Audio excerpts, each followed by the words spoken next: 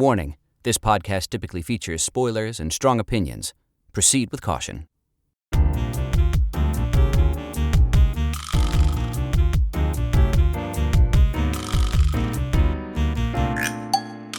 Hello, and welcome back to another episode of Two Grooms, One Plot, the podcast where two lifelong storytellers who are married talk about stories. I'm Pavi Proczko, audiobook narrator, author, performer, etc. And I'm Colin Funk, childhood development expert and teaching artist. And today we will be talking about The Secret Lives of Mormon Wives, the new reality show that has come out this month on Hulu. But first, let's do our moments of the week. Cool. I'll go first. Great. I just was in a play for the first time in years. I literally don't remember the last time I was in it. It was in a play, but it was fun. It was cute. It was called Slow Food. It's just a 3-person show where there's a couple out to dinner on vacation and their waiter who takes forever to bring them their food. And you played... I played the waiter. Of course. Worst waiter ever. Yeah, I just got to be my authentic, annoying self, which was lovely. But it was fun and silly, and it was at the Toll Theater in Hammond, Indiana. Whoop, whoop. Shout out. Shout out to Toll. We love them. But it's a comedy, and it's short. It's, 90 minutes. It's quick. Lots of jokes. Perfect. Written by Wendy McLeod, and her writing is very snappy, very written to speech. Yeah, feels like real language. Anyway, it was. I think the writing was good. I thought it was a fun show, but there's one moment in particular that we weirdly had. We were supposed to have 3 weekends. The middle weekend got canceled before we started. So we had 2 weekends with 1 weekend away. So we had a unique experience of having almost 2 weeks in between the shows. Yeah. We get back from the break and we do our show, and there's one moment that gets this huge laugh where we normally got laughs during this moment, but it got, was particularly big that night. I was like, that audience, every audience is a little different. Sure. So, but it did dawn, it felt strange to me. But I wasn't thinking too hard about it. The next day, one of the other actors brought it up, and she's like, "Oh my God, that moment that had that big laugh, it's because we had 2 weeks, and in that break, we had the presidential election." Debate. Yes, no, the presidential election. The debate. Yeah. Oh my gosh. Yes, the presidential debate. And so the moment, what was the line? So the moment was it's at the beginning of the show, and they're already getting frustrated that there's no food, and so the man in the couple is like, "I'll eat anything now," just trying to get the waiter to bring them something. Right. "I'll eat anything now. I'll even eat a braised kitten." And it just I didn't even think about the fact that during the debate, Trump went on about them eating the immigrants pets eating the cats and the dogs, and just how that moment was in the show already. Yeah. And it was already funny, but because of the world and how it changed between the shows, weird. How it landed different. Yeah. And how it was all of a sudden that moment's political. Yeah. Without even trying. Right. And I thought that was really fascinating. That's so funny. Yeah. You can hardly plan for that. You can't at all. You can't plan for that. No. Who would have thought? I mean, I guess you could plan for impossible. that after, if they had chosen to do it after, but that's how that develops. You just have this but it's the show. weird but joke. The play is there. We can't change the lines of the play. Right. So in between our weekends, there's nothing we could do to change it. Right. It just is the world just lined up like that. Yeah. There's no way you could consider all of the things that could become news during a run of a show. Right. And this was beyond what I could have even thought. Yeah. It was wild. That's so weird. I bet they thought that it was like improvised in the moment. It's very possible. It is. It does feel like a show that could have improvised moments. Yeah. But it was not. It was just a weird coincidence. So weird. Oh, live audiences. Ugh. Crazy. All right. That's a good moment. I like that. What about yours? Mine, I've been rewatching Rick and Morty. Classic. Excellent storytelling, just in general, especially as it starts getting like very meta and it's really good at it. Kind of hits that a little beating a dead horse with their meta stuff, but yeah, but intentionally. But intentionally, it's like they know that they're doing it. Yeah, yeah. But I was reminded just how great a moment it is when the therapist gets introduced. Love. I mean, basically any time the therapist, Susan Sarandon playing the therapist is amazing, on brilliant. The screen. And then it's Pickle Rick. Is that the first Pickle episode? Rick is the first one. And then later when he's like, he made like the toilet world and the guy, he's like, he accidentally got the piss lord came to like, oh my God. It was so stupid. I mean, it's so dumb, but then they like somehow make it like so emotional and I don't know, it cuts deep. Yeah. But mostly that transitioned me. Then I just got to the episode where Hugh Jackman's in it, and it's my God, how well they incorporate these moments with these very, very famous like A-listers and how how bizarre they are in the show. Yeah. And I think they really land it in these moments. And they live outside of like this could be any universe. It doesn't have to be our universe. Right. So they really have free reign. Free reign on whatever they want to do. Yeah. It makes me think of, Danny DeVito showing up in Always Sunny in Philadelphia, and it's like this so A-lister basically is like suddenly involved in this what feels like a sophomoric thing that it's like someone like that wouldn't be interested, right? But they totally are because they totally love it. Yeah, yeah, and yeah, I like seeing when those moments they are clear that this is actually like a respected piece to the community in general. Yes. Like Susan Sarandon probably was watching it and really likes that show. I bet she thinks it's smart. Wild. I mean, she's clearly very smart. Like, we know that. She's clearly a very smart person in real life. Right. That she's probably like, this is intelligent. Even if it's wacko, which, she's been a part of smart things and wacko things. Like, it Rocky sounds Horror. Really right up her alley in the end. Yeah. Yeah.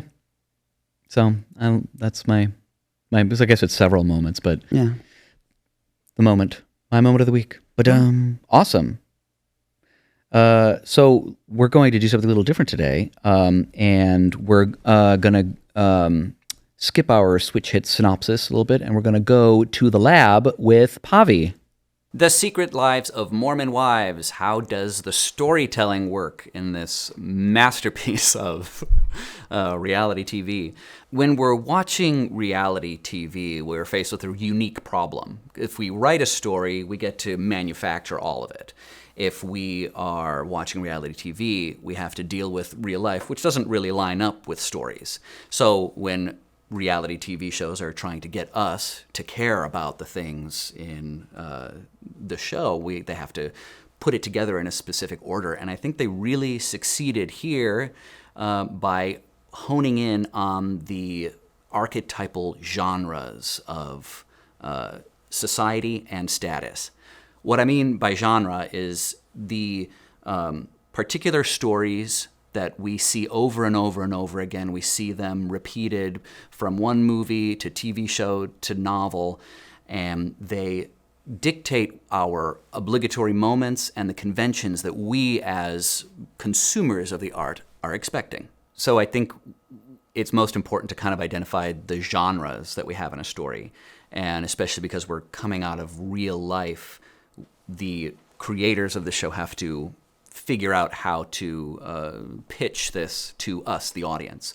So I think I see a society story and a status story. So you've got these women who are trying to vie for different statuses within this insular society, and they've chosen a really great backdrop with women in the Church of Latter-day Saints, trying to modernize it and figure out how they're going to live their lives with all of these requirements and expectations around them.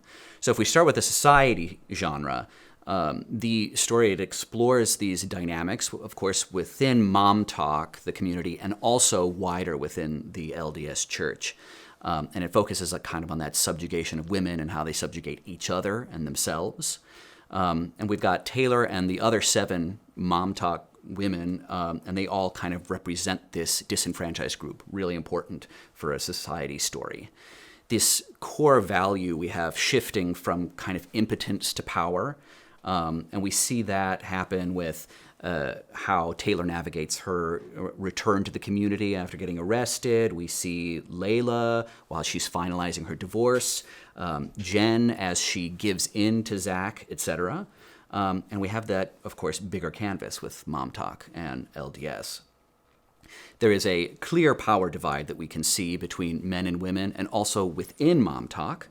And the ending is a little bit bittersweet, leaving us with a little bit of a cliffhanger. Now, with the status bit, we have our protagonists, all 8 of them, have this core need for respect and recognition, both from the community and themselves.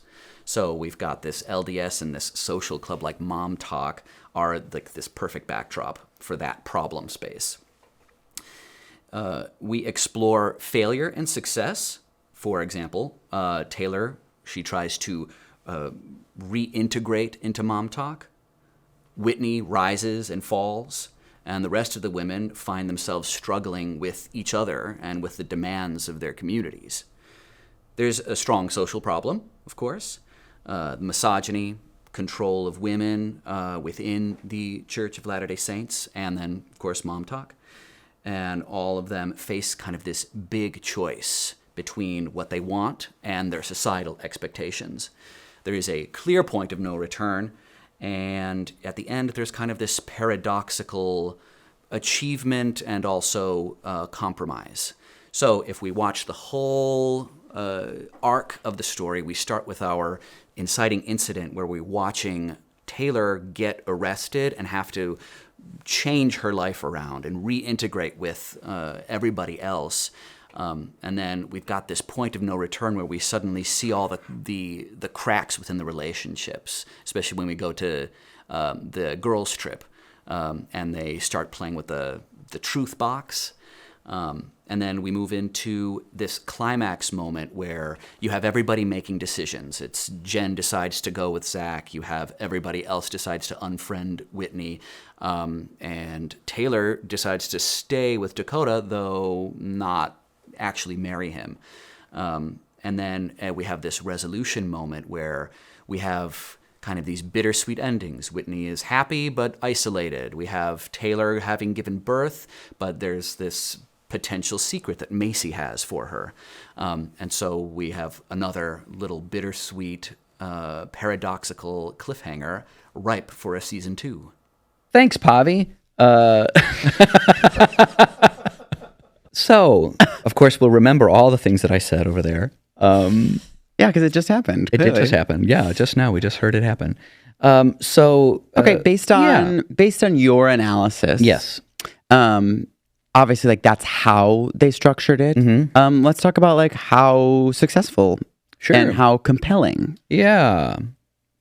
Well, first of all, the subject matter, I think, it's very interesting. It's on brand for a lot of reality shows where there's a Real Housewives element to it where they're like literally moms and wives and they're all wealthy and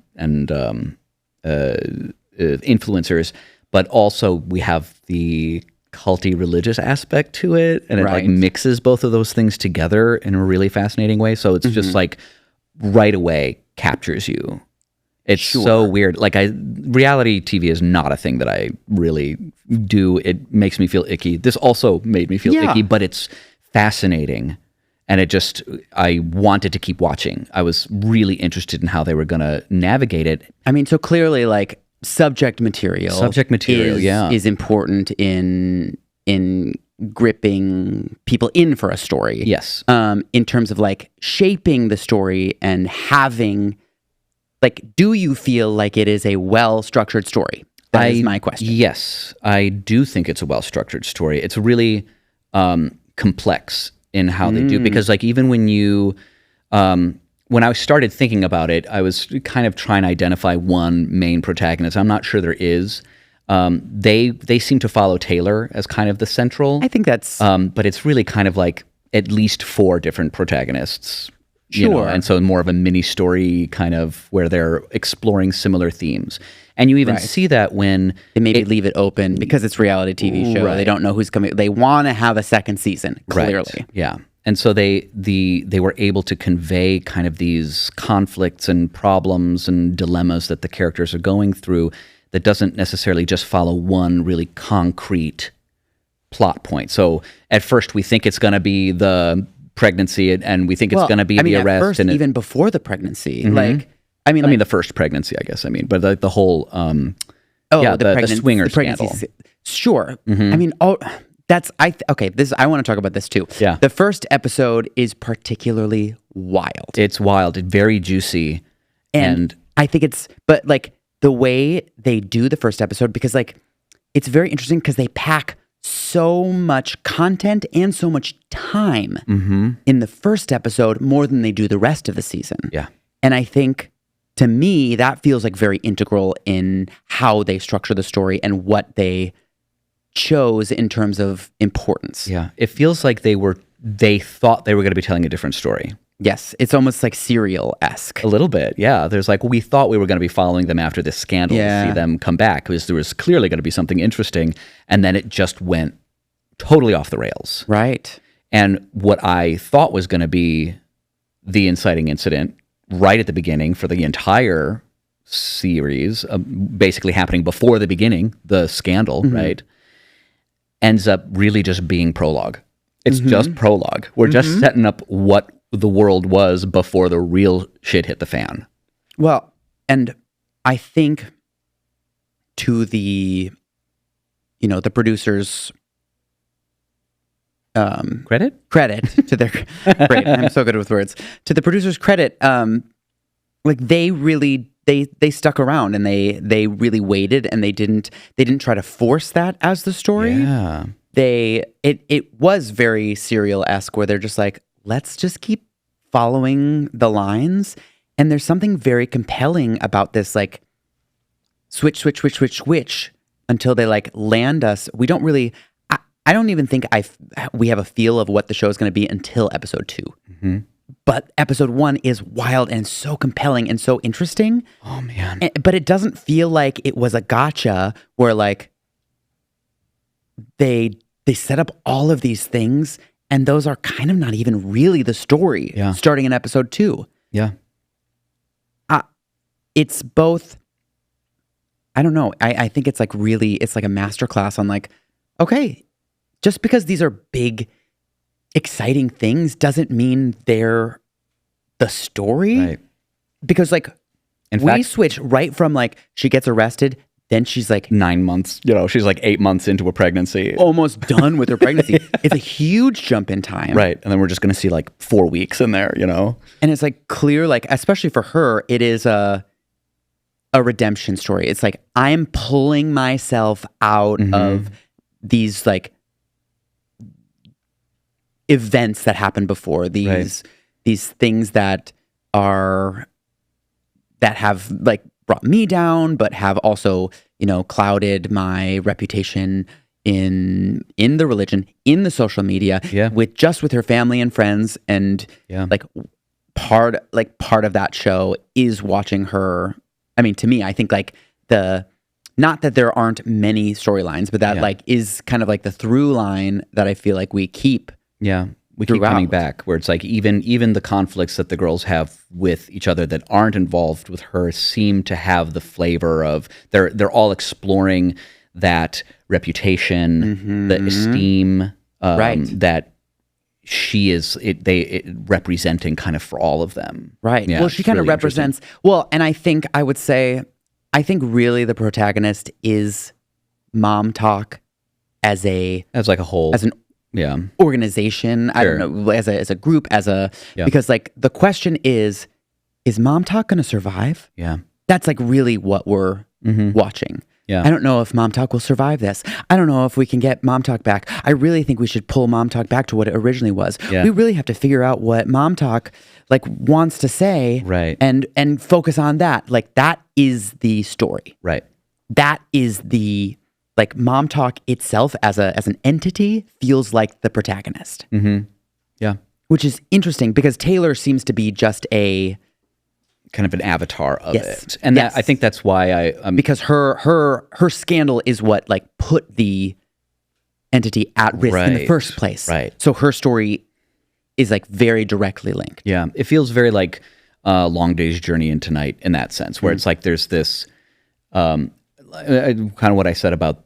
It's just maybe another way of saying about like the mini plot, where like, instead of following just one main protagonist and kind of seeing like secondary characters, Right. It's kind of you have this collection of people who are all exploring different facets of the same issue, and Yes. and you know she is a bit of an avatar, but it's hard for me to, you know, she gets maybe 60%, you know, over, or, you know, she gets some smaller percentage more than everybody else does, but like not really. So it's hard to pin her as just the one. And then that makes Yeah. it feel like Mom Talk is the center. Like we're Right. actually watching this concept deal with itself. Right. Yeah. Well, yeah, to your point, like it's A network within a network kind of thing. it is all the same. Like yeah, I think you said it. Yeah, I they're think all you got they're all fighting for the same thing to some extent, Right. and they all have like different levels of from success that. and failure, and it's really interesting. Because they each have their own lens and their Yeah. own I mean, just that they set up two separate groups Yeah. that are kind of pitted against each Two other. factions of like similar yet different sensibilities. I mean, the sinners and the saints. Like it's so.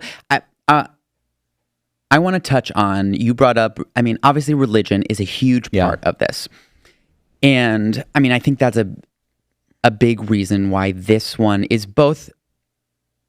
It seems to be very successful. It's like I keep hearing about it all over the place. Yeah. Like everyone's watching it. It's not. It seems a little bit bigger even than like the Real Bigger. Housewives Yeah. and the Yeah. like. There's something like very compelling, and I think the religious aspect is a big part of it. Part of that being religion being a piece that differentiates this show from some other yeah, reality shows. right. And I think taking religion is it like ups the stakes. Religion itself already we've talked about this with other storytelling on how there are some things that we're going to have to like go backwards and set things in older times because of technology. Right. That's because like technology makes things a little bit easy. Right. And at this point, we've had decades of reality TV shows, and some of the things that come up in this show wouldn't be dramatic if you didn't take if you left religion out of it. Yeah. Like if we watch Real Housewives, we know that like it's not that scandalous for women to be sexual. It's not that scandalous Right. for women to like butt heads or Right. We're like, just seeing them be mean to each other, but in this case, But in this case, there is this like bigger element of not just religion, but like a religion that can be very fundamentalist. That can and ostracization. I mean, the stakes are real. They're very real. Yeah. You can be ostracized from your community. That's what like from your direct family. excommunicated from the church is like you can't be associated with. You're going to Right. be looked down upon. Like church is a very big piece of family life in the Mormon church. If there's any religious ceremonies at a Mormon church or a Mormon temple, you are not allowed in if you don't have a temple recommend. If you're not up Right. to date with your worthiness in the Mormons. If you're not seen as worthy enough, you can't even attend these Right. events. I mean, they had this episode where Jen, she's one of the saints, she has didn't invite left the others. off like 4 of them. I mean, it's very clear that you can be left out, and that's like an at-home, an at-home family baby thing, like, blessing thing. It's a baby blessing. There was a member of the clergy there, blessing the baby, but it wasn't in the temple, right? And I know There's like in a very the temple, concrete represent, like a very concrete example of the stakes, right? Yeah, And it just, I think it's very compelling because, especially people who are not even that religious. I grew up Catholic. You grew up Catholic, essentially. Different Catholic, Ukrainian Catholic. But like, I have not come up against like not being invited to a religious event just because I'm not good enough or affiliated or gay and we're or gay, anything. right? You know what I mean? Like, we don't belong in so many religions, right? But like, I haven't experienced that ever. Yeah. So it's like, that's compelling to watch. Yeah. Because we're navigating this world in which there's a group of women that are kind of on a spectrum of how they feel about their place in religion. Right. They all consider themselves to be Mormon. Right. But the religious views most are actually people, in fact, most Mormons would not consider any of them to be Mormon. Right. A lot of like the very fundamentalist Mormons would watch that show and be like, none of them are actually Mormon if they're behaving in these ways. Right. Yeah. And I think the Mormon religion has always been compelling because of the easy tensions and the focus on like weird small details. Yeah. And the large scale of this very culty feeling group. It strikes me that it's a little bit connecting back to what you said about what setting narratives in the past to take care of the ease of technologies. Yeah. There's almost an archaicness to how they treat their religion. It's something it's not really seen all that much in American life. Yeah, in other absolutely. instances, everything is so much more modernized. So they have a archaic, maybe more medieval almost view of religion, which is wild. Because Mormonism is like 3 years old. Right. And it's that the way they behave towards each other and the stakes feel like, Catholicism in the Middle Ages. Like, it's like really like you can be excommunicated and it means something serious. But that it's, because like, and Utah is like weird. There's like, I feel like in the last few years, there's been so much culture and so much like, I think the more like the culture of like how Mormon people live and like there's something that has leaked into popular culture because there's elements of, the women are treated as like second class essentially. As in most religions, they're supposed to be subservient to their husbands. They're not allowed. They're making babies in the priesthood. Yeah. But they also have like beauty standards to uphold. Yeah. So they're always getting extensions, and they always there are very vain or materialistic or, I don't know, narcissistic qualities that are encouraged in the church. And I think because they're it makes sense to me why like Mormon women especially would be popular on social media. Yeah. because they also don't necessarily blast their religion to other people. Right. It's like very catty between each other. But I feel like Mormons talking to people who aren't Mormons don't do that. Yeah, unless they're like on their... They don't blast the craziness. Right. Yeah. Unless they're on the mission, Unless sure. they're on a mission, then they're, But even then, it's like, it's baby steps into it. That's Right. that's why they keep having missions and why so many of them are successful is because they really know how to take the steps and connect with people Yeah. on a relational level. Like they're very kind to your face. I mean, at first. It's like the Jen and Layla, I think. I mean, Layla especially, like converts, because they were just like they lived there and they were like, everybody did this and everyone, all my friends are there. Like it's just It seems society. It's very common in Utah for young people who aren't Mormon to get sucked in because that's what their peers are doing. Right. Their peers are socializing through church. Right. And they want in because that's what that period of life is about. Mm-hmm. Oh, so weird. They are looking to create an identity in that period of their life. Yeah. And if their peers are all over there doing this other thing, it's ripe for being taken advantage of. Right. And, the religion can really capitalize on that. So like young people, especially teenage years, I think a lot of people end up converting, especially if they live in Utah, in these communities that are mostly Mormon. Yeah. It is so easy for people to convert. Right. It's so Whoa. interesting. Whoa. And that's just like, like that there's something very, there's a fascination to Mormonism in general. Like we've said, there's been a pop culture that like with South Park and Book of Mormon, there's Book been a of lot Mormon, of, like I feel like Mormonism in popular culture has had lots of moments. And the Mormon church has kind of like played along sometimes. Yeah. And so they Like it any feels like they're publicity kind is of good publicity. encouraging it sometimes where they advertise like the book of like the Mormon church advertises in programs for the Book of Mormon, even though the Book of Mormon isn't necessarily the kindest to the Mormon church. Right.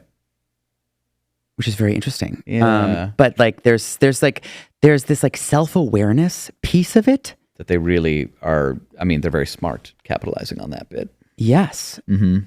And it's fascinating to see a show where there are some women that are totally like, we can take this religion and stay religious and like modernize it. Yeah. Which it doesn't feel possible to me while looking at a religion like Mormonism. Right. Any sort of like fundamentalist religion doesn't feel like they do that. It's like in the end, like every religion was like that at some point. So it's like, Catholicism was like that. And it's total, same with Judaism. And both of them have reformed. It's like there are, of course, sects and factions that are more stringent and fundamentalist, but like somehow those have been able to also. So it's like, it's got to be possible. Right. Yeah. Well, yes. And it is, I wonder if part of the fascination is like, oh, are we seeing it happen Are we right seeing now? it or watching that happen? Yeah. Because there are some like really interesting moments in the show. I mean, let's talk about some of the people specifically. Yeah. We've talked about Jen a little bit. We've talked about Taylor a little bit. Yeah. The villain of the show, very clearly Whitney. Whitney. Yeah. At least for a good bit of it is part of the forces of antagonism. Yes. Because that's like part of the, I guess, just a sidebar as far as like story structure goes, it's interesting that there's not necessarily just one protagonist. And I think that same goes with not necessarily just one antagonist. It's like they almost take turns representing the antagonistic forces. Yes. She is a bit of an avatar for it, being kind of like outside of it. And especially in the first few episodes, she's like really the bad guy. Well, and I mean, throughout, yeah, she's always like lingering, even when she's not there. Yeah. But I think it's smart that they kind of have somebody who feels like the protagonist, and somebody who feels like the antagonist, right? Even when it gets kind of dispersed. Yeah, there's like agents of each kind of. If you were to ask people, most people would say Whitney's the bad guy. Yeah, Whitney's the bad guy, and one of the things that was very interesting to me, her being one of the saints, is the her taking the vibrator deal. Yeah. That is what a very interesting. I think that episode is very interesting for a lot of different ways. Yeah. Well, and the Mormon Church is all about loopholes. Right. That's the whole we see it throughout the show where they're like, we're not allowed to really have vices, but we can have as much caffeine as we want, as long as it's not coffee. As long as it's not coffee or tea. It just can't be hot beverages. And the Mormon Church has said that is coffee and tea. And so I think they can even have other hot beverages. That's so weird. I think. That I'm not sure, but I know that they can't have coffee and tea because they can't have hot beverages. They're not supposed to have alcohol. They can have caffeine. Caffeine is not a vice that they're not allowed to do. Right. They also can get laughing gas. Yeah. And they do ketamine. Mm-hmm. As long as it's therapeutic. It's like, yeah. There's lots of loopholes. Yeah. They have to wear garments. Maybe, but they forget sometimes. Or they're tucking it under. Like, they shouldn't be wearing anything with straps showing their shoulders. Right. Nobody should be showing their shoulders. Garments come out to here. Right. So if you see the shoulders, they're either not wearing garments or have rolled them. Right. And so there's all these loopholes. Yeah. That it just like when a religion becomes so focused on the rule base, then we're just focusing on loopholes instead of what the main tenets of the religion are. What's the spirit of this? It feels like the spirit of it is mostly rules. Mostly rules. That's what it feels like. It is kindness and evangelism until you're in the church, and then it's about rules. Right. Oh, that's weird. Isn't that weird? Yeah. Which is part of why it feels a little culty. Yeah. Because it's fascinating to watch those paradoxes in play. Yes. It's fascinating watching. Like, I'm like, this is just hypocrisy, right? Like, I'm not crazy, right? That that's bizarre to me that they can't have any coffee, but they can have 44 ounces of some Coke. Right. Well, and Coca-Cola is fine. And I'm like, that's so weird. It's like sexuality too. Like, women are not supposed to be sexual unless they're in their unit with their husband. Right. Then they're supposed to be like hypersexual. Sexual. Yes. And they are. They're like very sexual. So there's this really interesting dynamic. Yeah. Where and I think that's part of where the swinging scandal comes. Like, apparently it's not that uncommon for people in these kind of like very restricted religions or communities or societies to have a lot of little secret, whenever you're repressed, that's where you find the most kink and other kinks like are born out of repression. Right. And like, it's not, while it was a scandal for the world, it's like actually not that uncommon, especially in societies that are so restrictive for things like soft swinging, because like you can find the loopholes. Right. Like, if you're standing, if we're just next to each other and we're not like actually having penetrative sex, we're not going against God's rules, right? Because it doesn't say anything about blah, blah, blah, blah. We're in the same room as someone else, but right. Yeah. So there's, taking advantage of these loopholes. It feels like hypocrisy on the outside. Yeah. But it follows its own strange, twisted logic that is just a reiteration of the twisted logic of the religion itself. Right. So going back to Whitney, how we feel about religion generally. Yes. But going back to like Whitney specifically promoting the vibrator. Yeah. And how she talks about it as a tool that can help your marriage. Yeah. That is the specific. She's like, I feel okay because I want to empower women to have a better sex life within their marriage. Yeah. She's like, I have a great sex life thanks to toys. And I think like she would maybe think that it would be inappropriate to say the same thing if she wasn't married. Yeah.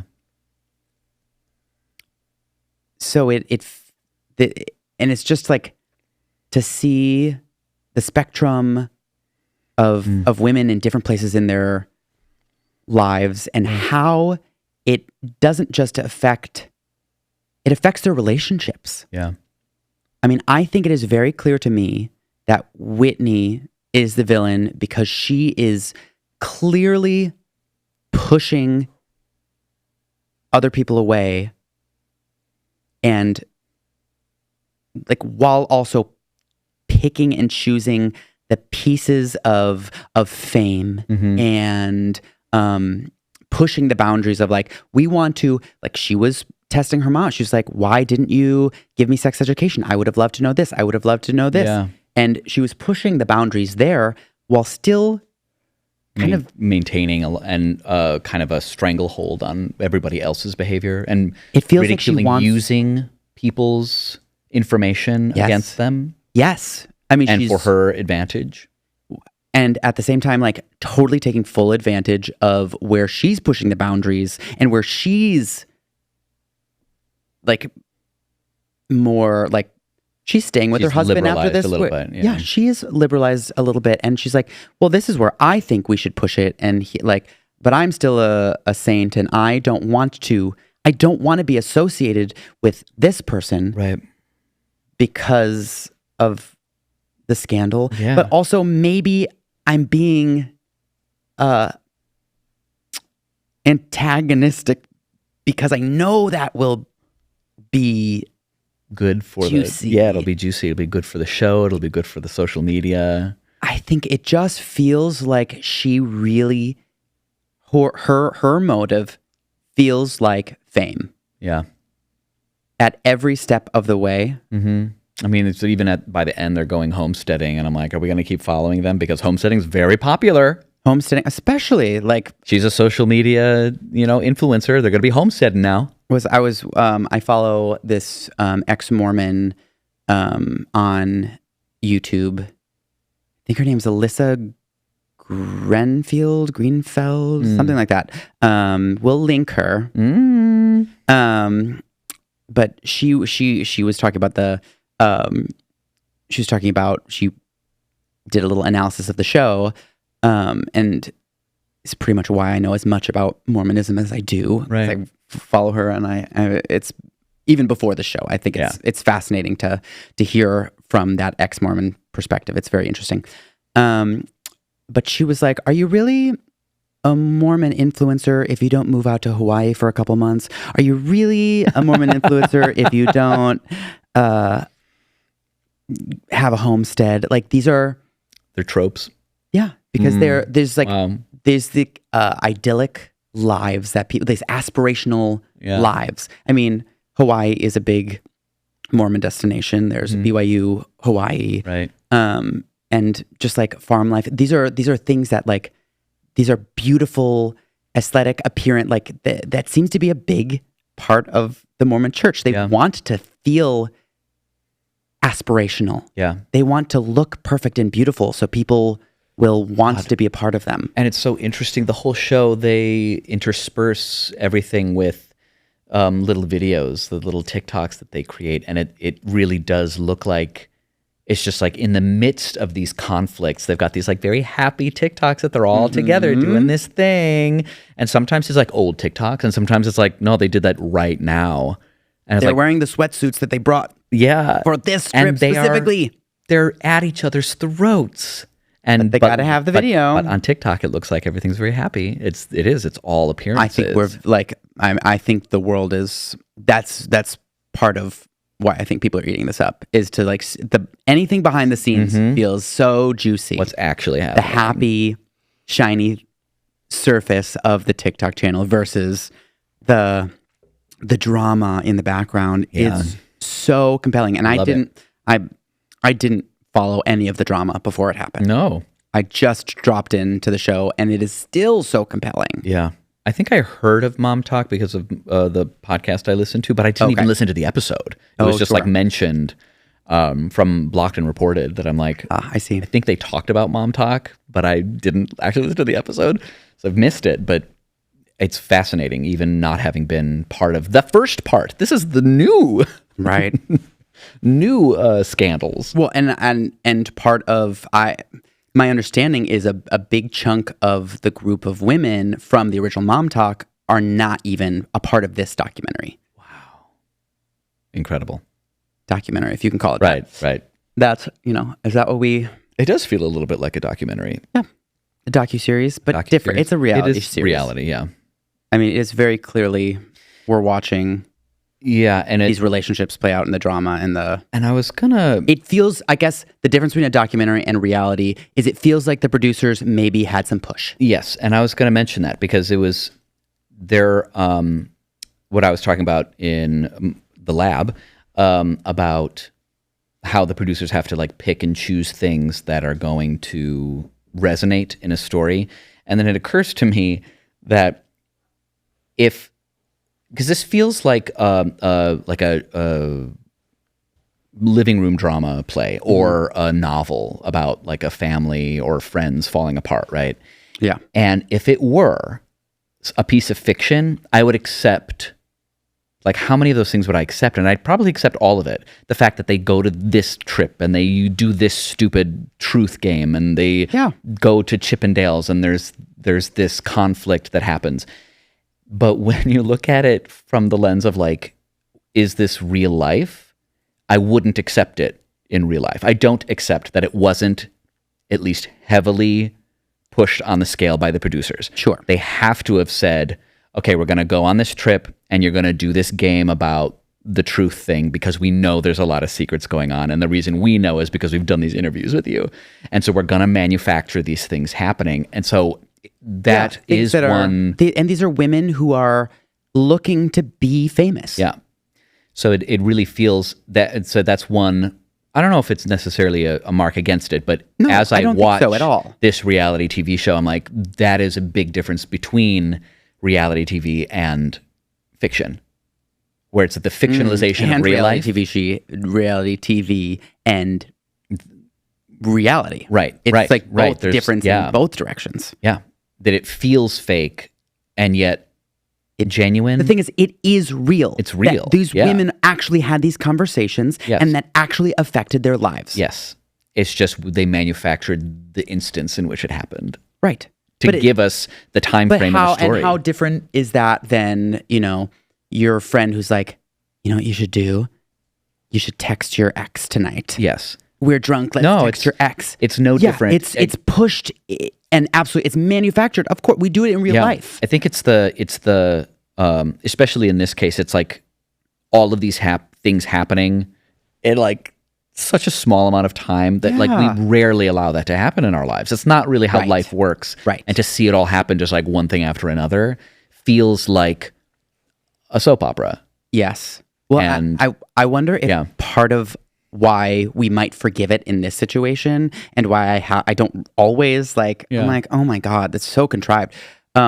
Is part of it's like, okay, but they're a little weird because they're Mormon. So like maybe they've done this before. Maybe like, that's what they do. You know what I mean? And maybe that plays into it. There are elements of like, this might actually be a very little bit more normal thing than it feels to me. Yeah, because even a lot of the ways that they talked to each other about the issues that they have. Right. I'm like, it is such an so interesting. It's like, I don't know anybody that talks that way. That culture is so unique in that way. They're like weirdly candid about things that I would feel very uncomfortable being candid about. Oh my God. And then very Maybe that's like restricted. the Midwesterns in us. Yeah, the Midwest, sure. Yes. And then very restricted in ways that I'm like, guys, that is not a big deal at all. Yeah. It is wild. Mm-hmm. Mm-hmm. I mean, they really are saying things to each other's face, yeah. mostly. Yeah.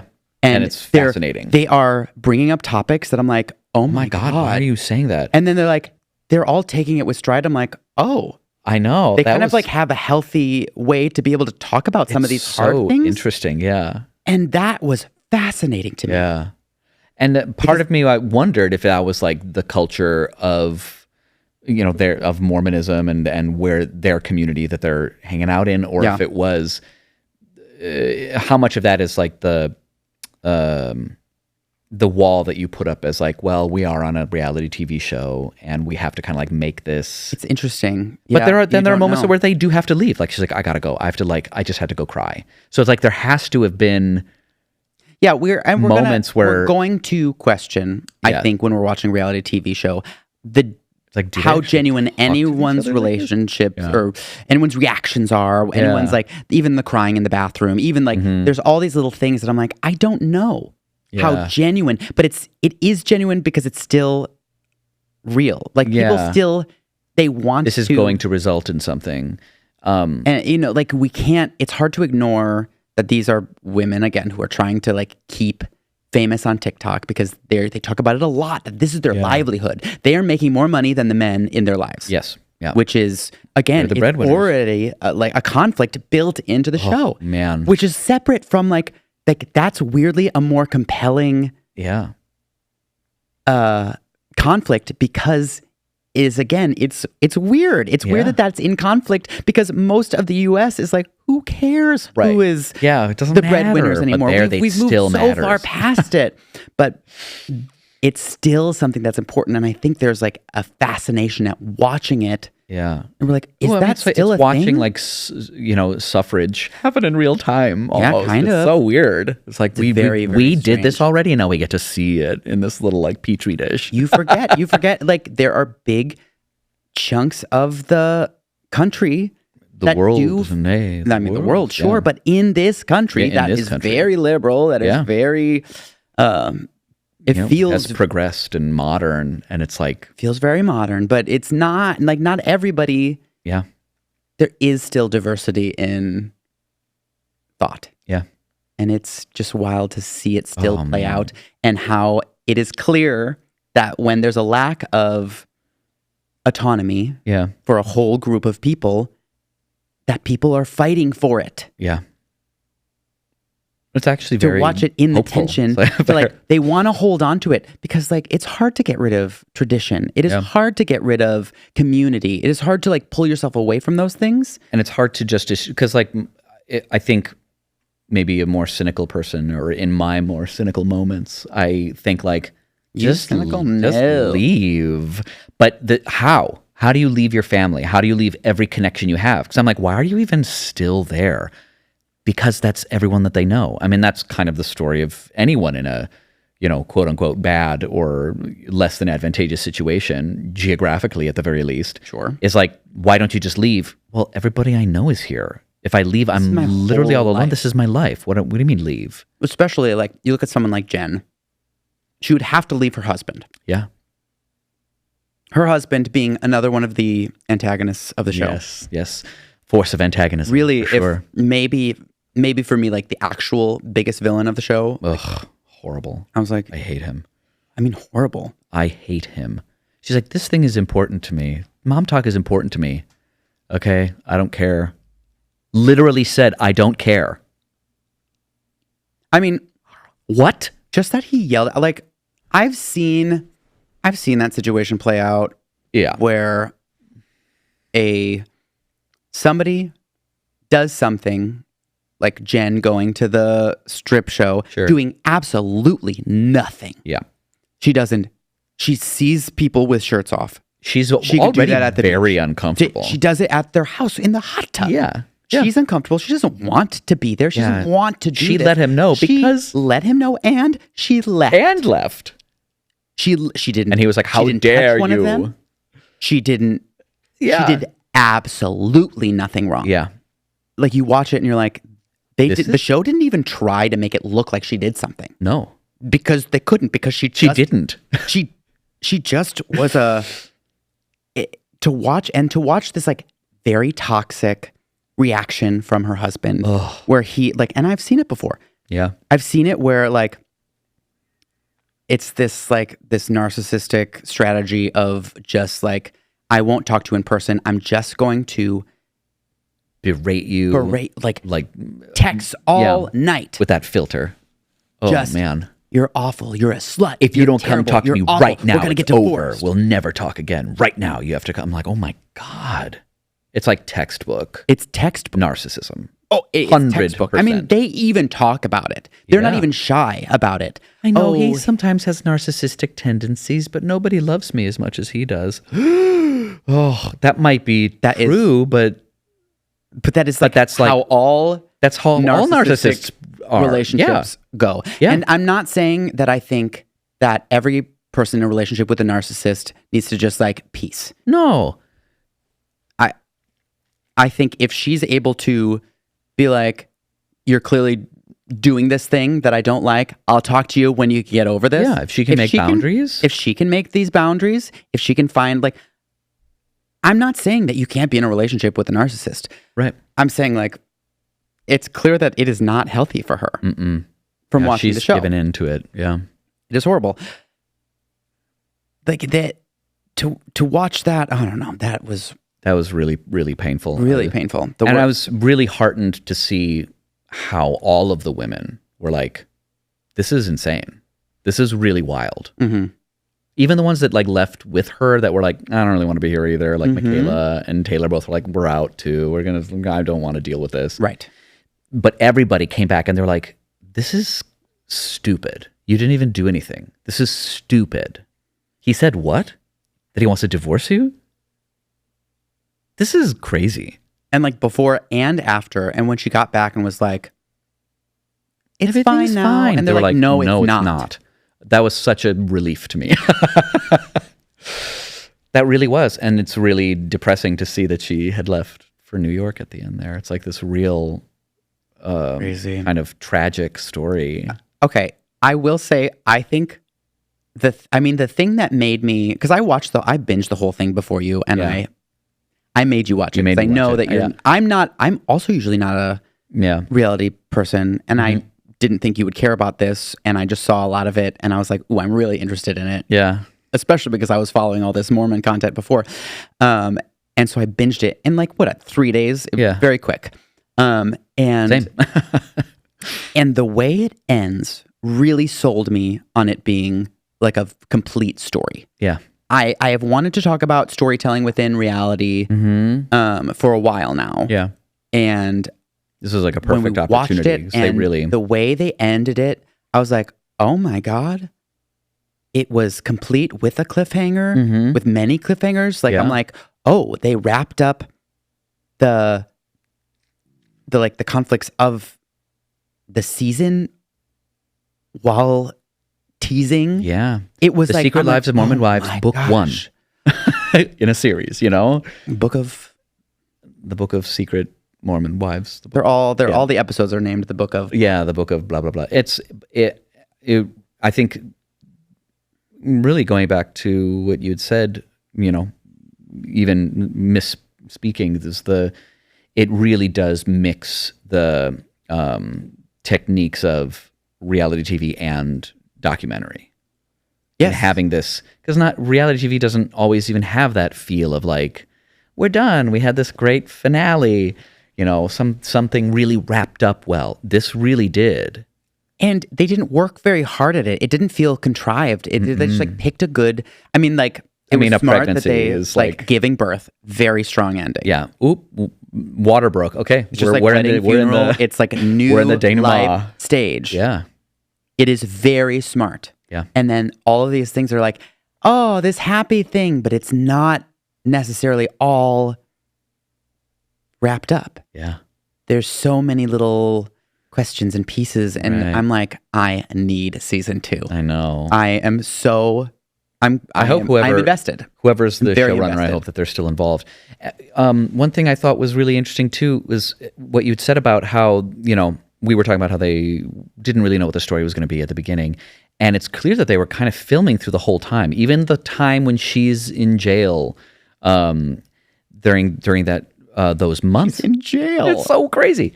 But because we see, they don't show us all of that time until it's relevant.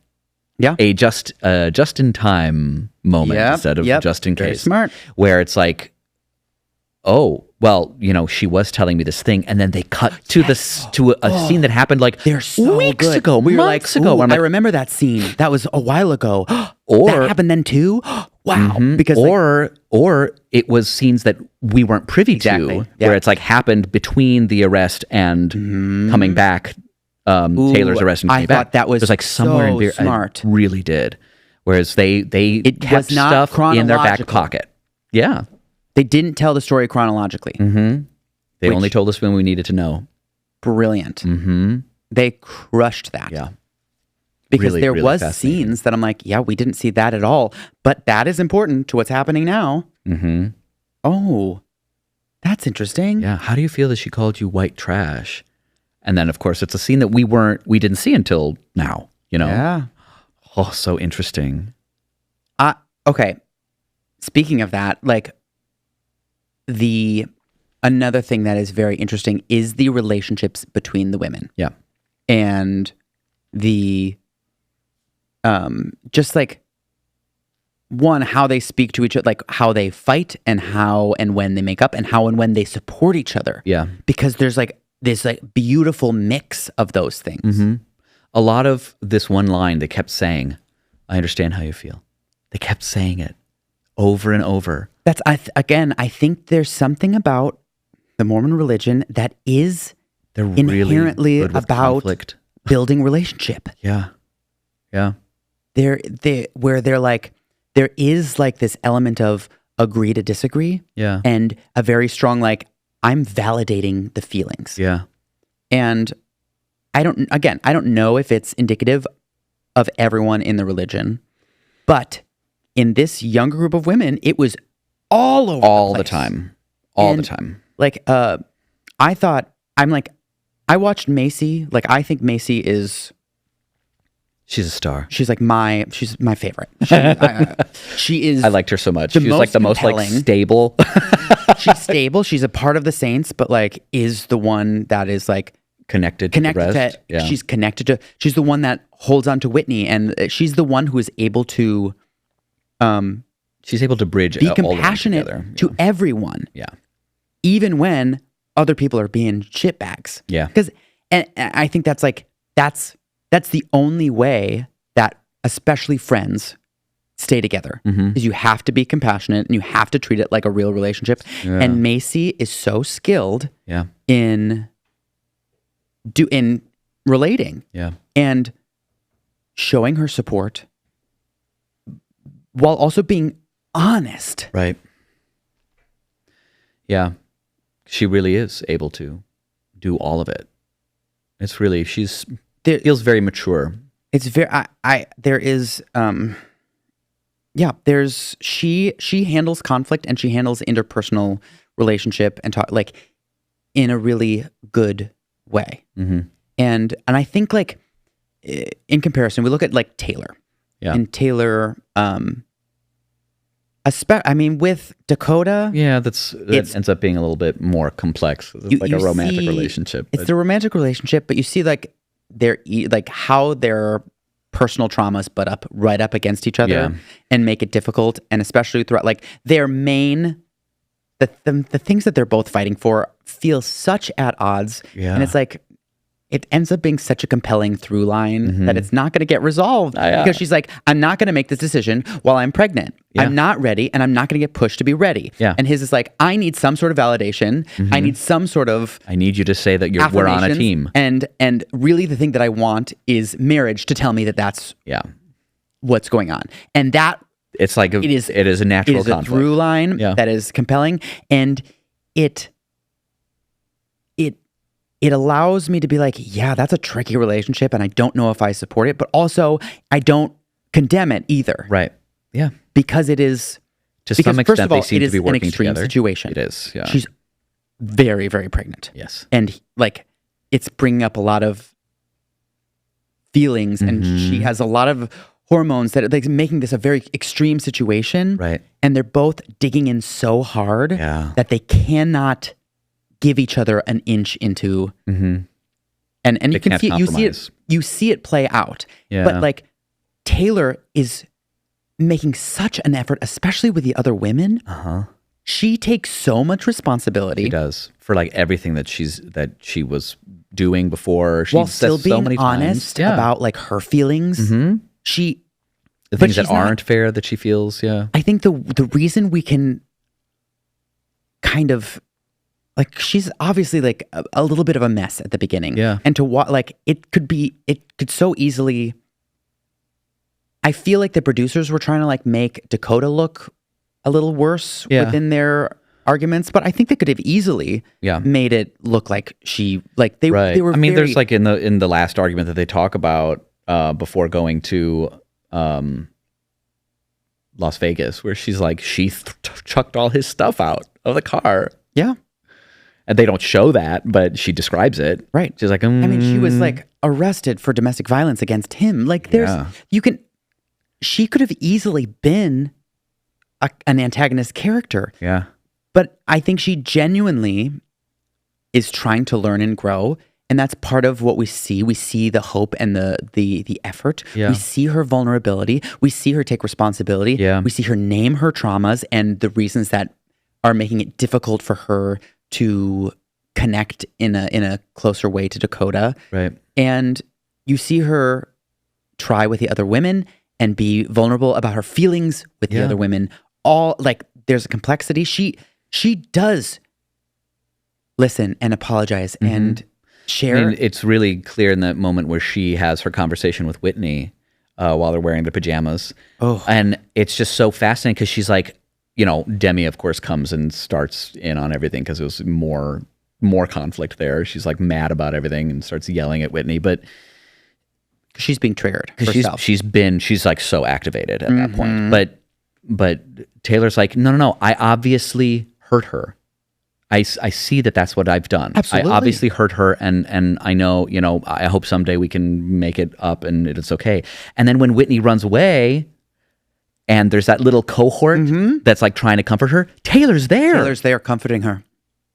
They're witnessing it. She's like, she is witnessing in that moment. I'm like, she's trying. Man, Taylor's trying so hard. She's trying so hard. Yeah. And it makes like, I think we root for really underdogs. like her. Yeah. We root for them. That is why we feel we like Taylor and why I think we like lean to not liking Dakota. Yeah.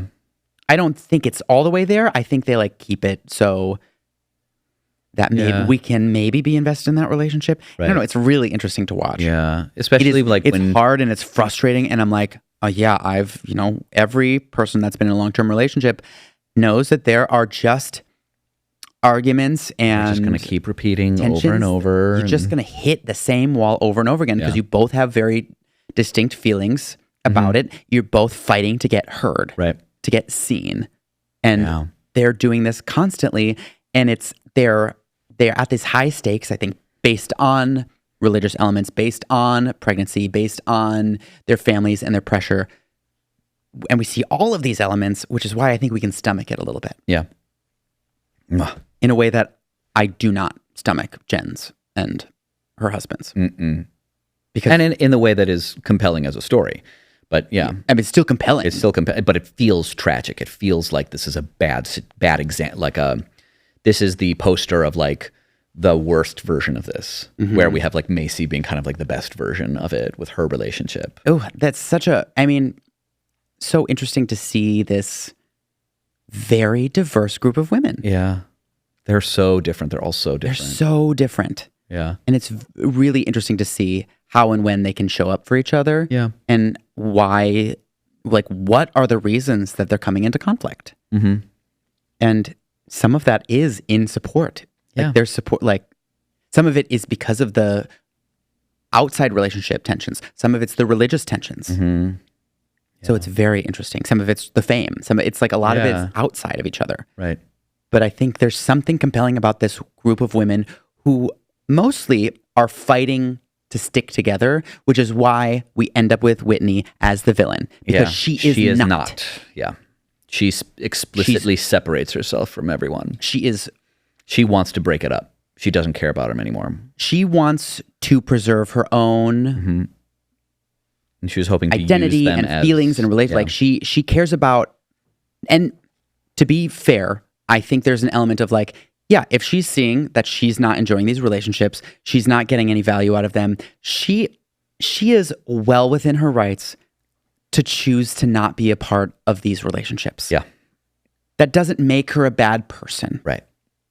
But there is They this, even like, bring up this like, yeah, sometimes you have to walk away. Yeah. And sometimes that's the healthy choice. Right. And maybe, especially the way that these women are relating to each other, maybe for Whitney, that is the healthy choice. Yeah. And I certainly don't want to, villainize her for like those For that specific particular choices, thing. or for even like not going to Taylor's baby shower. Yeah, I think like it wasn't handled in a way that was kind. Right. Like there's a lot of cowardice in her behavior in that, where she's like, I didn't think it needed a message. And I'm like, I'm are not you sure I believe that. Do you sure? It's She really didn't hard want to believe that.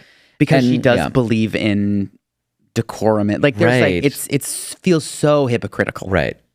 That's the thing about like Whitney is like there's not a consistency with how she behaves, and that is why she is so frustrating. Yeah. It's like the, they want the protagonists and the antagonists want the same thing, right? Mm-hmm. And it's just you have similar gifts and powers and things that will serve you to get that thing. Yeah. But the antagonist will cross a line that the protagonist won't, And it's like she is like her really inconsistency crazy. is part of that, where it's just like none of the others would cross that line. Yeah.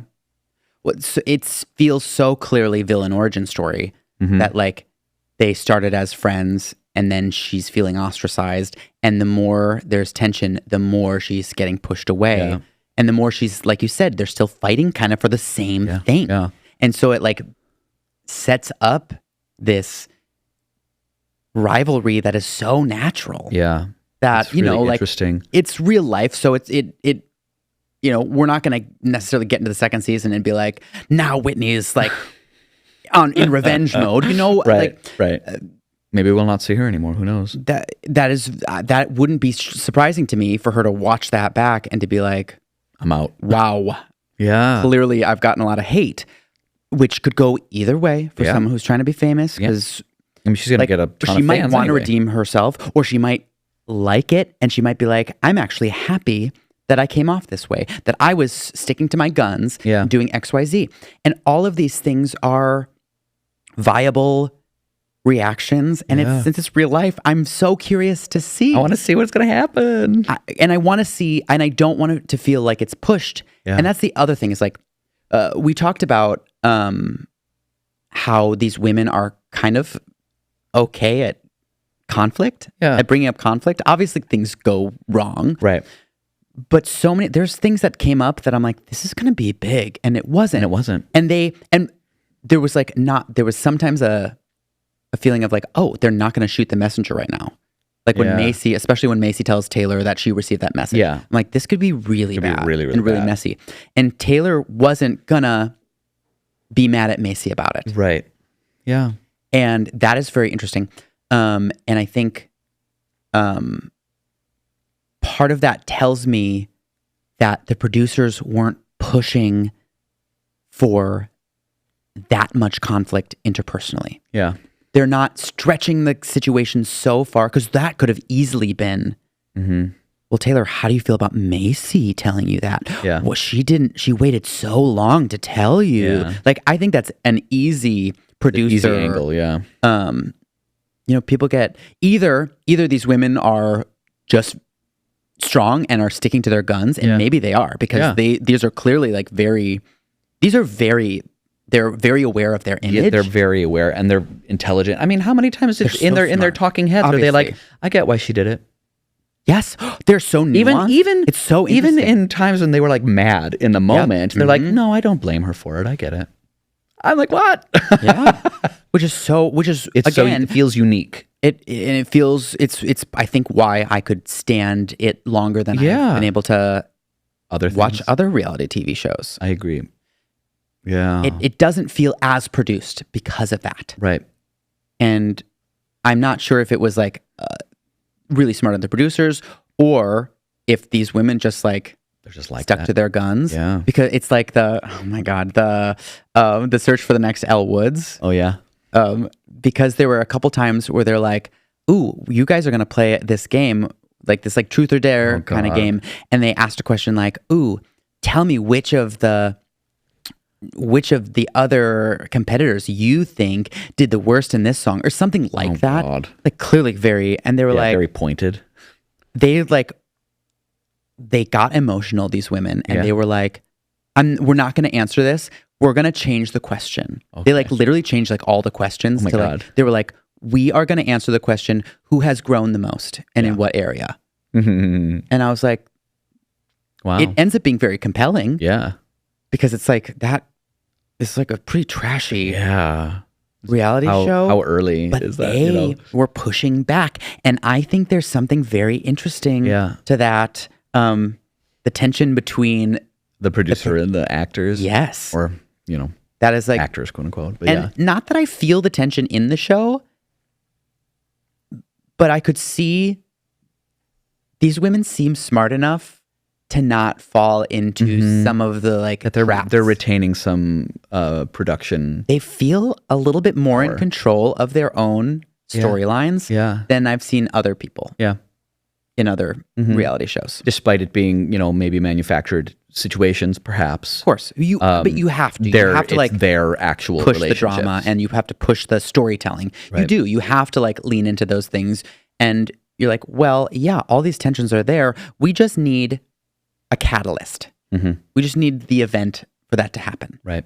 We just need there to be a box of truth. We need there to be a trip to Chippendales. Like we need there to be things, and we need you that all we not to know. See these things play out. Yeah, we just need those things to happen. Right. We need to have a hot tub moment. We need to there needs to be. Yeah. It's like, and maybe those things came out in we like that. Like, well, it's like secretly, like the producer is like to the side is like, well, they're gonna hot tub you. You think you're gonna drink? Yeah, probably. He's like, well, or even we'll if it's as explicit, if it's not like I'm tricking them. Yeah, you should take a flask with you. There's some tension between drinking and not drinking. We know this, and is that something like you might be at an event with Mormons that don't drink? Would you ever be drinking during those? Yeah, I might sneak a flask in. Would you mind us filming that because we would love to see it? Because it doesn't seem like they don't Jesse and Demi are not ashamed. No. And I love that. They are not like, boo-hoo, we did a terrible thing. Right. They're not sorry for some of the things that come out against them. Right. They're like, that's not a thing we are sorry about. Yeah. And they do it in a way that's not necessarily... It's not combative. They're combative. Not They're usually, again, I understand how you feel that way. Yeah. Wow. But it makes me feel like they're not, they don't feel tricked. Yeah. There wasn't they're not being manipulated. They're going along with it. They're like, yeah, I would do that. Sure. I would do that. I'm not, again, I have no idea how those situations play out. Gosh, it could be suggestions. It could be them, again, being very smart social media people, being good marketers for themselves and their image. Themselves, yeah. Like, I'm just going to bring a flask because I want that to be seen, or I want to show what a dream for a producer to have these very social media savvy people. They'd be like, they just wrote it themselves.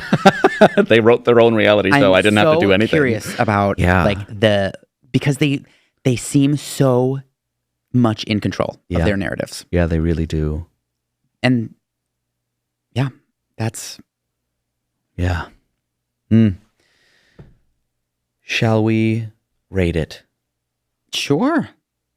Storytelling. I'm gonna give 5. I give 5 too. Love it. Yeah. I was so compelled the whole time. And I was shocked that it felt like a real story. Yeah. It didn't feel like gobbledygook garbage. No, it really did. And again, in its very literary way. Like I can imagine this novel, Yeah.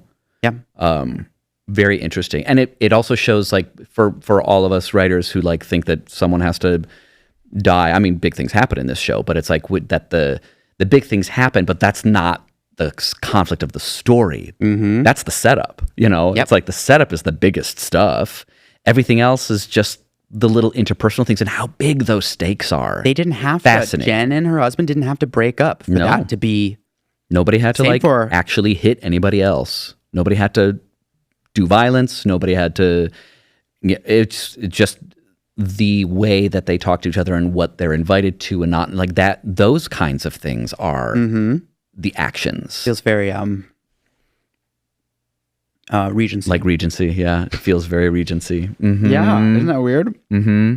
Interesting. Like you said, it feels, I think because of the religious Archaic, aspect, yeah. like it harkens to more class-driven, Yeah, feels very class-driven. these propriety.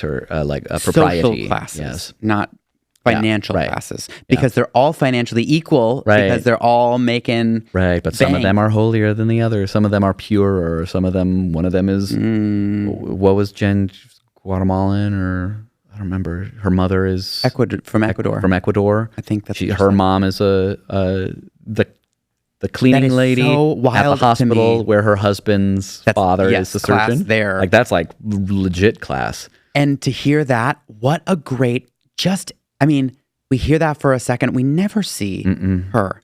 No. Just for that. Just a but little it bit. is so telling that like how fragile she must feel staying in this family. Yeah. She's walking on eggshells, being good enough for this family. Oh man. Which comes into tension when she's the breadwinner. Right. It's so compelling. And sending him through medical school. I hate him. He's awful. I mean, they couldn't have like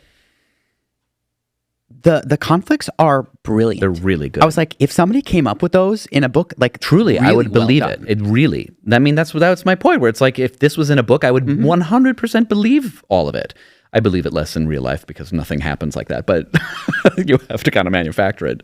But you believe it because it's Mormons. But it's right, that too. It's so fascinating. So five. Technical. I think it's really well done. I think so too. I think the music is excellent. That opening is so cool. Mm-hmm. Sure. I do have a note about the opening. Yeah, it's like I'll give it a 4.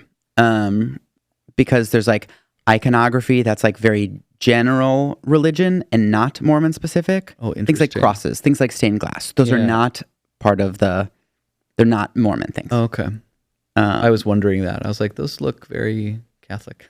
And they show a specific Bible that is not the parallel Bible, which is not what they use. They use I don't remember which one. Okay. But it was like again specifically that I didn't know that. That Mormon, but I think that'll take me down to a 4. Yeah, there's like pieces like that where I'm like, it's not quite okay. genuine. Yeah. But there are other pieces, those pieces. But otherwise, like production elements, the way they cut in back flashbacks, the talking heads, how they place those. I think it's really well done. They put in just enough of the TikTok without making it about TikTok. Yeah. Mm-hmm. I thought it was really well done. Yeah. Yeah. I'll bring it down to I'll bring it down to a 4 just because I think they were a little bit sloppy with some of, just like a little bit. Yeah. I understand probably why they're. it's like watching The Circle and how they like use like 8 different cities to like as their B-roll, and I'm like, where are we? So silly. Great, wonderful, and finally, rewatch value. I mean, 5. I don't know. Because I cannot wait for when season 2 comes, if it's like a year from now, I'll probably have to rewatch it. Being like, have you watched it? You should watch it. Watch it. I'll watch it with you. You know, like I think it's very. I can't. It's like addictive. That's fascinating that this is like such a high-rated piece being reality TV. I just never would have thought I would have done that, but I give it a 5 too. But this is. It shows us why. I mean, it just is connecting into what is compelling about stories in general. Yeah. We care about stories because we care about relationships. We care about their transformations, and they really like land on so many of these things. Whatever direction the transformation goes, it's so interesting. And they shape it because like that's how we interpret our lives anyway. We are shaping what's happening in reality into something palatable. Yeah, I mean that's how they're doing the compression and expansion of time. Yes, the whole beginning, it's like from the first episode until the second episode is this compression. Like they just really like slammed it all tight to give you almost a full year in there. Yeah. And then they expand these like really 4 weeks until the baby. Yeah, crazy. And like what a perfect little, I mean, how long, I wonder how long it took for them to be like, I got it. I've got the story. When did you find that out as like the producer of this reality show? It's like, I got the story. You just got to be patient. Yeah. I mean, that's why it's like a documentary You got to be patient, series. but you have to be vigilant during the whole thing. Right. To be like, okay, where's the story? Where is it? Where is it going? We have to be collecting things, but we can't just waste our time. Right. We can't just be like blah, blah, blah, all over the place. Right. We do have to focus a little bit. Right. And I don't know, they did it well. They really did. It's fascinating. But I do think they did it. Yeah. They told the story, and in the way that it just like connects right to why we care about stories. Yep. Ba-ba-da-ba! Rated. Let's move on to our Superlatives? Sure. Oscar moment. Oscar moment. I actually really love, like I audibly gasped. You weren't in the room because I was on a trip. I was in the hotel room. And I audibly gasped when Whitney showed up to the roller rink. Yep.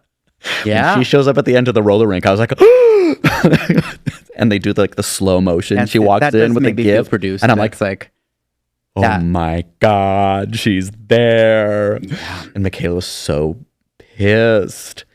Oh. Maybe it's when Demi like goes up and joins that conversation. I think something about like the ramp up of that conflict. Really interesting. And I'm like, because there's like now so many different strategies and personalities. Yeah. All at odds. Mm-hmm. Like the escalate, because like honestly, like the conversation between Taylor and Whitney was kind of like, it's like going fine. It wasn't going anywhere. It wasn't going anywhere because like they were just like, yeah, we're just not going to be friends. It was a little bit of a agree to disagree moment. But then you send Demi up there, and this it's like other emotional reaction on top of it that clearly she's triggered. And she's just on the attack. She's just but in a way that I didn't feel like was that it wasn't. You could see produced. her. You can see her. She's losing her mind down there, and she's like, "I got to go figure out what is going on up there." I just love that it is normal that they're just listening into each other's conversation all the time. Yeah, and it's never a conflict that they're like, "Why aren't you listening?" They're like, "No, it's expected that everyone's listening to everyone's conversation all the time." Probably another Mormon thing. Fascinating. But yes, I think that the ramp up of that specific fight, it was just so compelling because it was like.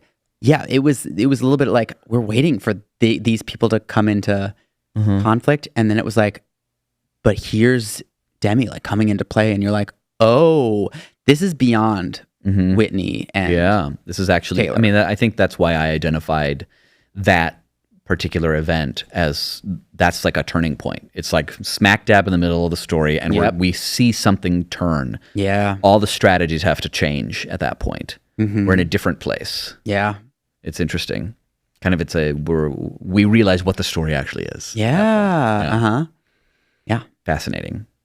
Unearned moment. Unearned moment. This is hard. Yeah.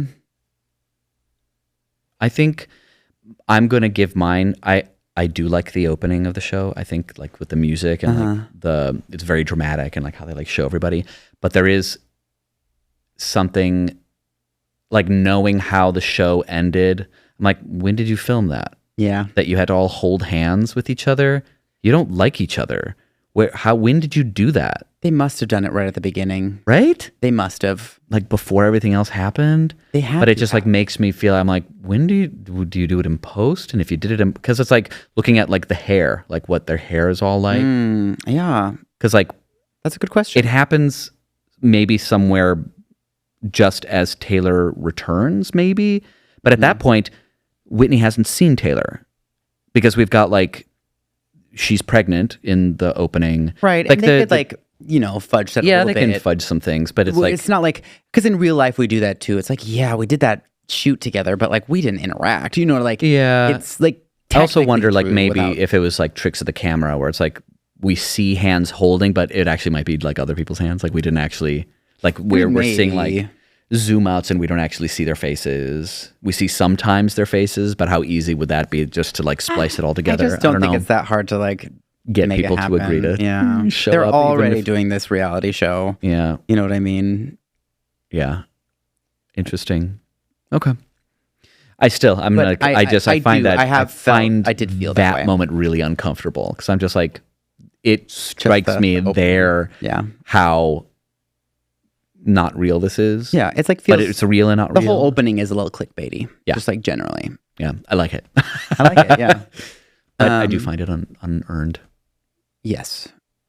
I mean, I might just like click into that, like the different iconography just thrown in there for Yeah. shits and giggles, you know? Yeah. To make us feel like it's a religious thing. It's but they're not. religious-y. Yeah. Yeah. That's Interesting. the most. Yeah. One of the Oh. churches they keep showing is like, it looks very Catholic. Right. I'm like, is that even a Mormon church? Yeah, I mean, one of them is like that big like- temple, but like. Like crosses on the top of churches is not a thing. It's not a thing. Yeah, No. Okay. Interesting. So, I would say, Yeah. who's your favorite, best non-Mormon, like of the 8 non-wife character? my favorite In your- non-wife character. That's a good question. We could do favorite wives too, but Yeah, we will. So my favorite non-wife, I think, I think it will have to be Jen's baby. I think he's so cute. Jen's baby. That's so funny. He's the one that so got cute. blessed. Yeah, he's so cute. Oh, he really was like adorable, and how they like had Dakota come and like change his diaper, and it's like, oh, That was very sweet. it was very sweet. He's my favorite. I didn't like anybody. I didn't like anybody. Yeah, I said favorite character. I didn't say whether I or know. not you liked I them. guess. Yeah, I mean, I guess in that case, as far as like someone who actually has an effect on the world, Taylor's mom probably is the most compelling. I hate her Yeah. so much. Just that, like, Well, she is that example, like very clear example of like the hypocrisy and the how the rules just like get in the way of your relationship. yeah, because she's just like And how they kept can. harping on She's like over a and foil over. of the different women. Yeah, yeah, yeah. She is. She behaves very differently from them. They're Even Whitney. yeah. Even And- like at least Mhm. Whitney is like, I just don't think we're that close of friends. Yeah. She's not like, you're horrible and you're Yeah. terrible. She's not doing that. Right. It's a But her clear mom- generational difference. It feels like Mm-hmm. it's a reaction. Their behavior towards each other is a reaction to that behavior. Yeah. And it's just like that very direct confrontation with Dakota. Mm-hmm. Is this what you do? You just knock women up and then move in with them? Like, ew, oh God. Or Isn't that her dad? I thought- yeah, but she egged into it too. She like kind Yes. of repeated him. But every time she's talking with Taylor about all of the issues, Taylor's like, I have this problem. I'm venting. And she's like, well, we shouldn't even be in this situation. I'm like, shut up. You are though. Who Yes. cares? I know. So You frustrating. can't. What are you gonna do? Like, you can express how that's frustrating, but it's just like it's not helping anybody. No. But that's not what she's trying to do, apparently. No. She wants to shame her. yes. That's it. Shame. I mean, it's shame. It's just shame. How about you? crazy. I want to say Whitney's mom. Oh, interesting. There's just something very interesting about watching similarly the older generation Mm-hmm. and how she's listening and disagreeing with Whitney, but still keeping this like air about Yeah. her, where she's still like,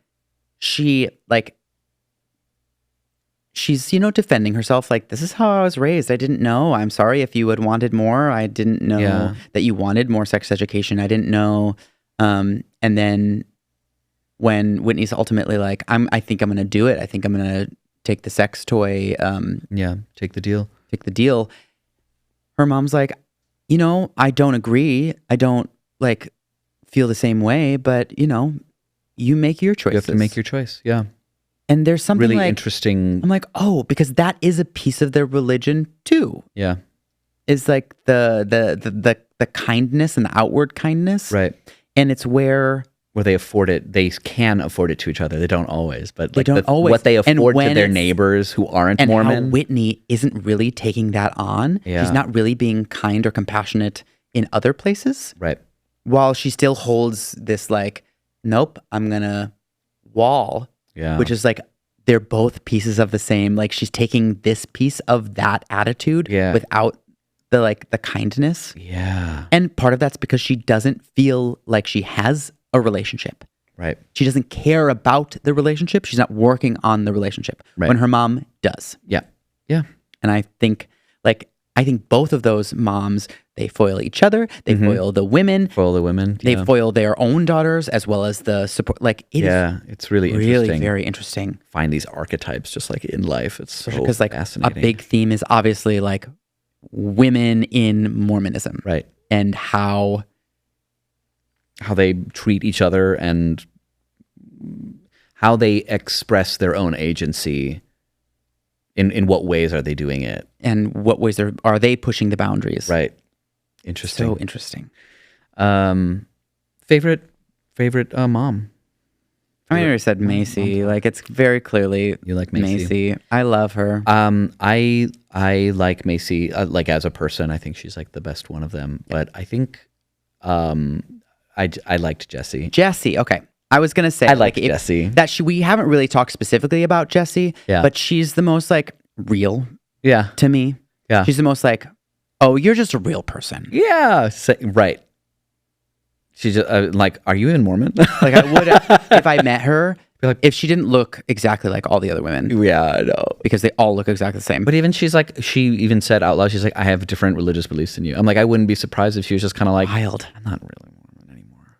Like, Sure, she you know. might say something like that. yeah. But I think there's a pride in being like, I can be this kind of Mormon. yeah. She says something like, oh, my God. My God chill. is very chill. Yeah. I love that. yeah.